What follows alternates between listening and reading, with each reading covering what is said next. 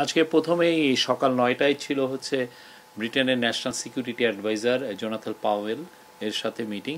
Jonathan Powell আপনারা জানেন যে খুবই ইম্পর্টেন্ট একটা ব্যক্তিত্ব পুরো পুরো ইউকেতে। আপনি ব্রিটেনে যে নর্থ আয়ারল্যান্ডে যে এই গুড ফ্রাইডে একটা এগ্রিমেন্ট হয়েছিল, যার ফলে আইরিশ আয়ারল্যান্ডের যেই এক ধরনের সিভিল ওয়ার ছিল সেটা কিন্তু এটা বা এক যে ধরনের ট্রাবলস বলতো, এটা সিভিল ওয়ার চেয়েও বলা যায় যে ট্রাবলস যেটা ছিল সেটা কিন্তু উনি এইটা ওনার এই এগ্রিমেন্টটায় উনি এই এগ্রিমেন্টটা খুবই বড় একটা রোল প্লে করে।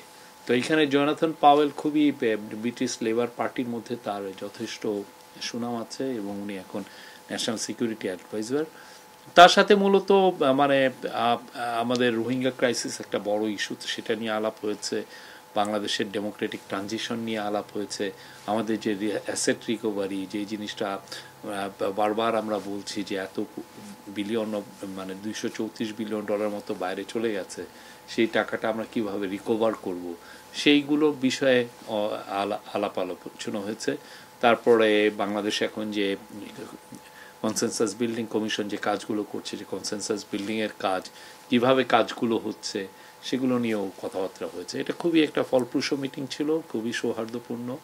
এবং এই মিটিংয়ের আমরা এবং আরেকটা হচ্ছে যে পুরো এশিয়া জুড়ে যে মানে পিস অ্যান্ড রিজিওনাল স্ট্যাবিলিটি এগুলো নিয়েও অনেক আলোচনা হয়। মানিটা চুরি হয় কিন্তু খুব দ্রুত, মানি চুরি হয়ে অনেক দেশে চলে যায়। এই টাকাটা আনাটা খুবই কষ্টসাধ্য। আপনারা যদি অন্যান্য দেশের এক্সপেরিয়েন্সগুলো দেখেন, ফিলিপিন্সের এক্সপেরিয়েন্স দেখেন, আফ্রিকার দেশগুলোর এক্সপেরিয়েন্স দেখেন, এটা খুবই কষ্টসাধ্য এবং অনেক সময় নেয়। তো সেই জন্যই তো আমরা চাচ্ছি যে খুব তাড়াতাড়ি একটা জায়গায় যেতে। সেই জন্যই দেখেন এই চিফ অ্যাডভাইজারের যে আজকে যে উনি যে আসার সময় উনি কিন্তু অ্যান্টি করাপশন কমিশনের যে চেয়ারম্যান ওনার সঙ্গী হয়েছেন। তারপরে বাংলাদেশ ব্যাংকের গভর্নর ওনার সাথে সফর সঙ্গী হয়েছেন। ওনারা এসে ওনাদের মতো করে অনেকগুলো মিটিং করছেন। আজকে যেমন চিফ অ্যাডভাইজার এই অ্যান্টি করাপশন কমিশনের চেয়ারম্যান এবং বাংলাদেশ ব্যাংকের গভর্নর ওনারা জয়েন্টলি এখানে মিটিং করেছেন ন্যাশনাল ক্রাইম এজেন্সির সাথে। ন্যাশনাল ক্রাইম এজেন্সি এগুলোর ক্ষেত্রে খুব ভালো, ওদের এক্সপার্টিস আছে কিভাবে এই যে টাকাটা যে এসে পড়লো, এই টাকাটা কিভাবে ট্রেল ধরা যায়, আইডেন্টিফাই করা যায়, কোথায় যে ঠেকলো কিভাবে, বা এটার যদি কোনো অ্যাসেট এখানে থাকে সেটাকে কিভাবে অ্যাটাচ করে দেওয়া যায়, মানে জব্দ করা যায়। সেই জন্য অলরেডি কিন্তু ওরা 2টা মুভ নিয়েছে, ব্রিটিশ পত্রিকায় এসছে। তো তাদের সাথে একটা খুব ভালো রকমের ডিসকাশন হয়েছে। এবং সাথে যেটা হয়েছে যে ওদের অন্যান্য দেশগুলো কিভাবে টাকাগুলো ফেরত পেয়েছে, যতটুকুই তারা পাক না কেন, সেই বিষয়ে ওদের এক্সপিরিয়েন্সটা নিয়েও আজকে অনেকগুলো মিটিং, ওনারা দুজনই আজকে অনেকগুলো মিটিং করেছেন। তো রোহিঙ্গা ক্রাইসিসের আজকে যে ইয়েতে একটা বড় ইস্যু ছিল রোহিঙ্গা ক্রাইসিস। রোহিঙ্গা ক্রাইসিস আপনি দেখেছেন যে আমরা চিফ অ্যাডভাইজার দায়িত্ব গ্রহণের পরের থেকেই অনেক বেশি ফোকাসটা হচ্ছে রোহিঙ্গা ক্রাইসিস যে করেই হোক এই ক্রাইসিসটা কিভাবে রিজলভ করে রোহিঙ্গাদের তাদের মাতৃভূমিতে ফেরত পাঠানো যায় এবং এটা ডিগনিটির সাথে ভলান্টারিলি এই কাজটা করতে হবে। তো সেই কাজটা করার জন্য আজকে এই আলাপগুলো হয়েছে। আমরা আমাদের চিফ অ্যাডভাইজারের অনুরোধে ইউনাইটেড নেশন জাতিসংঘ এই সেপ্টেম্বরের 30 তারিখে একটা বড় কনফারেন্স করছে রোহিঙ্গা বিষয়ক। ওইখানে পৃথিবীর 170টার মতো দেশ অ্যাটেন্ড করবে। তার মধ্যে আমরা আশা করছি যে এখানে ব্রিটেনও একটা যেন বড় রোল প্লে করে। তো এই বিষয়ে আলোচনা হয়েছে।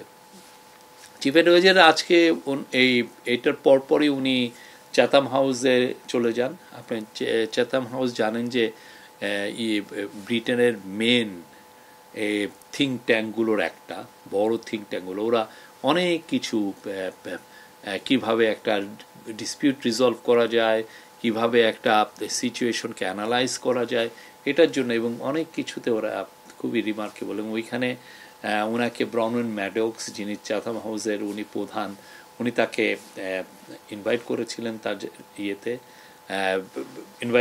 তার ইনভাইটেশনে উনি একটা ওয়ান টু ওয়ান একটা দেখেছেন। তো উনি একটা টক্স দিয়েছেন, সেইখানে অনেকগুলো প্রশ্ন উনি একটা বড় প্রথমে একটা ওপেনিং স্টেটমেন্ট দেন, তারপরে অনেকগুলো কোশ্চেন নিয়েছেন, সেগুলোর উপরে কোশ্চেনের উনি রেসপন্ড করেন। এটা প্রায় 1 ঘন্টা 17 মিনিট ওইখানে ছিলেন এই অনুষ্ঠানটা। এই পুরো জিনিসটা এখন ইউটিউবে তারা দিয়ে দিয়েছে। আপনারা সবাইকে আমরা আমন্ত্রণ করি যে এই অনুরোধ করব যে এই ভিডিওটা যেন দেখেন। এই গত 10 মাসে এই গভর্নমেন্ট কি করলো, কোথায় আমরা আসলাম, কি পরিস্থিতিতে আমরা ছিলাম, এটার পুরো একটা বড় রকম, এবং কথা হচ্ছে যে কী কী চ্যালেঞ্জেস আমরা এখনও ফেস করছি। হ্যাঁ, আমাদের উদ্দেশ্য তো কি, যে এই ইন্টারিম গভর্নমেন্টের উদ্দেশ্য হচ্ছে একটা ডেমোক্রেসিতে ট্রানজিশন করা। আমরা একটা ট্রানজিশনাল একটা জায়গায় আছি, সেটাকে ইন্টারিম গভর্নমেন্ট, এই ইন্টারিম গভর্নমেন্ট কীভাবে একটা ইলেক্টেড গভর্নমেন্টের কাছে পাওয়ার হ্যান্ড ওভার করবে এবং তার আগে কী ধরনের রিফর্ম করবে সেই বিষয়ে উনি কথা বলেছেন। বিশেষ করে আমাদের যে ম্যান্ডেট, যে রিফর্ম, ট্রায়াল এবং ইলেকশন, এই তিনটা তো আমাদের ম্যান্ডেট। এই তিনটা ম্যান্ডেটে উনি কী কী কাজগুলো করছেন, খুবই আমি বলবো যে কোনো বাংলাদেশের যে কোনো নাগরিক যারা ইংরেজি ভালো বুঝেন এটা শোনা উচিত। খুবই সুন্দর একটা ইন্টারভিউ ছিল ওনার। ওইখানে আর একটা বিষয় হচ্ছে যে ওই টক্সের আগে চাতাম হাউজে যারা রিসার্চার, এরা 3 জন ওনার সাথে প্রায় আধা ঘন্টা ওনার ইন্টারভিউ নিয়েছেন। সেখানে উনি অনেক কথা বলেছেন। আর এরপরে আমরা এসে পড়লাম, এখানে এসে লাঞ্চ করে তারপরে আবার চিফ অ্যাডভাইজার চলে গিয়েছিলেন হাউস অফ লর্ডসে।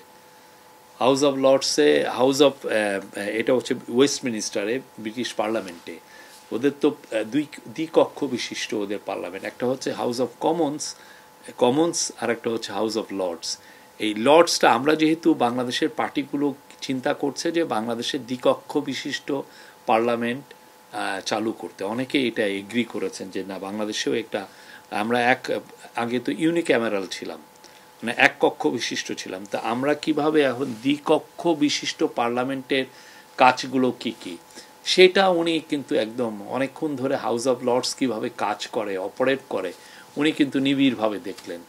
হ্যাঁ, প্রায় 1 ঘন্টা ওইখানে ছিলেন। এই উনি ওরা কীভাবে ডিবেটগুলো করে, ওদের একটা ইন্টারনেটের একটা অফকমের একটা ইস্যু নিয়ে ওদের ওইখানে ডিবেট হচ্ছিল। উনি একদম ভিতরে বিশিষ্টজন যারা গেস্ট আছে সেখানে বসে অনেকক্ষণ ধরে এটা দেখলেন। এটা একটা আমাদের জন্য একটা বড় এক্সপিরিয়েন্স ছিল। আমরা তো অলওয়েজ পার্লামেন্টে, যেটা মেন পার্লামেন্ট, কমন্সের আমরা ডিবেটগুলো দেখি, কখনো কিন্তু লর্ডসের ডিবেটগুলো হয় কীভাবে, যেখানে পিয়ার্সরা, ব্যারোনেসরা যেখানে ডিবেট করেন, এই মানে সমাজের এলিট শ্রেণীরা, সেই জায়গাটা উনি একদম নিজ চোখে দেখেন। কারণ এই জিনিসটা আসলে বাংলাদেশের পলিটিক্যাল পার্টিগুলোরও এটা আরও দেখা উচিত, যে অন্যান্য দেশে দ্বিকক্ষ বিশিষ্ট যা দেশেই পার্লামেন্ট আছে তার মানে আপার হাউসটা আসলে কিভাবে অপারেট করে। আমাদের নেইবার ইন্ডিয়াতে রাজ্যসভা আছে, রাজ্যসভাটা অনেকে ফলো করেন, তো আমরা এটা সব দেশে, কিন্তু সমস্ত পৃথিবীতে এই দ্বিকক্ষ বিশিষ্ট পার্লামেন্টের মূল কনসেপ্টটাই এসছে হচ্ছে হাউস অফ লর্ডস থেকে, মানে এই ব্রিটিশ পার্লামেন্ট থেকে, যে হাউস অফ লর্ডস হলো আপার হাউস, ওইখানে এটা কিভাবে হয় এটা উনি দেখলেন। আর ওইখানে একটা ইম্পর্টেন্ট মিটিং ছিল হচ্ছে জোনাথন রেনল্ডস হচ্ছে ইউকের স্টেট সেক্রেটারি অফ স্টেট। উনি ট্রেড এগুলো, ইনভেস্টমেন্ট এগুলো ইস্যু দেখেন, এবং উনি বাংলাদেশে কয়েকবার ভিজিটও করেছেন। হ্যাঁ, তো ওনার সাথে আলাপ হলো যে বাংলাদেশে কীভাবে ট্রেড অ্যান্ড ইনভেস্টমেন্টটা বাড়ানো যায়, ব্রিটিশ ইনভেস্টরদেরকে কীভাবে আরও উদ্বুদ্ধ করা যায়, তারপরে আমরা কিভাবে ডিজিটালাইজেশন কাজগুলো কিভাবে এগিয়ে নিতে পারি, ওদের সাথে আমাদের কি কি কোথায় কোথায় কোঅপারেশন আরও এনহান্স করা যায়। তো এই আলাপগুলো ওনার সাথে হয়েছে, ওনার সাথেও একটা ফ্রুটফুল আলোচনা হয়েছে। এখন একটু পরে চিফ অ্যাডভাইজার ওইখান থেকে আমরা যখন ফিরে আসলাম, এখন একটু পরে উনি বিশ্রাম নিয়ে চিফ অ্যাডভাইজার চলে যাবেন হচ্ছে কিং চার্লস, ওনাকে একটা ডিনারে, ওই যে কিং চার্লস হারমোনি অ্যাওয়ার্ড, এই উপলক্ষে ওনাকে ডিনারে ইনভাইট করেছেন, উনি ওইখানে ইনভাইটেড গেস্ট। সেখানে আজকের মতো। আর কালকে আমরা বলবো যে কালকেও খুব ইম্পর্টেন্ট একটা দিন, কালকে বেশ কিছু মিটিং আছে। তারপরে কালকে যেই জন্য আমাদের মূলত আসা, সেটা হচ্ছে যে কিং চার্লস হারমোনি অ্যাওয়ার্ড, সেটা কালকে ওনাকে দেওয়া হবে। ওইটার একটা অনুষ্ঠান, সেই অনুষ্ঠানটা আমরা দেখছি যে কীভাবে বাংলাদেশের মানুষকে খুব এটা লাইভ করা যাবে কি যাবে না এগুলো আমরা দেখছি। কালকে আমি একটা প্রেস কনফারেন্সে বলেছিলাম যে ইউকের একজন ব্রিটিশ পার্লামেন্টের এমপি বলেছিলেন যে কেয়ার স্টারমার সম্ভবত কানাডায় গিয়েছেন, তো এই এটাকে অনেকে মিস ইন্টারপ্রেট করেছেন। আমি বলেছি যে সম্ভবত, হ্যাঁ, পুরো বিটিভিতে যে ভিডিওটা আপনারা যদি দেখতেও পারেন। তো তারপর এটা আমার একটা মিস্টেক হয়েছে, আমরা পরবর্তীতে যখন দেখলাম যে এটা আমরা কারেক্ট করেছি যে না, উনি এখানে আছেন, ওনার আসলে ব্রিটেনে এখন আজকে ওদের যে স্পেন্ডিং রিভিউ, ওদের যে বাজেটের স্পেন্ডিং কিভাবে কি হয়েছে সেটার রিভিউ হচ্ছে এখানে বাজেটে, সেটা ওনারা খুব এইটা নিয়ে খুবই মানে পুরো ব্রিটিশ পার্লামেন্ট ব্যস্ত এটা নিয়ে। গতকাল আমাদের মানে আমরা যারা চিফ অ্যাডভাইজারের সাথে এসেছি তাদের একটা ইনভাইটেশন ছিল আলতাবালি পার্কে। এই যে চিফ অ্যাডভাইজার যে তার প্রথম অ্যাজ এ চিফ ইন্টারিম গভর্নমেন্টের প্রধান হিসেবে যে লন্ডনে সফর করছেন, সেই উপলক্ষে তারা একটা বড় জমায়েত করেছিল তার প্রতি সাপোর্ট জানিয়ে, সলিডারিটি জানিয়ে। এটা কিন্তু অনেক অনেক লোক হয়েছে, হাজার হাজার লোক হয়েছে। তো সেই জায়গায় যেই আমরা আউটপোরিং অফ সাপোর্ট দেখেছি, এটা অ্যামেজিং। এটা আপনি দেখেছেন অনেকে বাংলাদেশের ফ্ল্যাগ নিয়ে এসেছিল। এই বাংলাদেশিরা এখানে তো প্রচুর লোক, প্রায় 7 লক্ষ বাংলাদেশি এখানে আছেন, এবং তারা খুবই কর্মঠ এবং অনেকে অনেক বড় বড় উঁচু জায়গায় আছেন।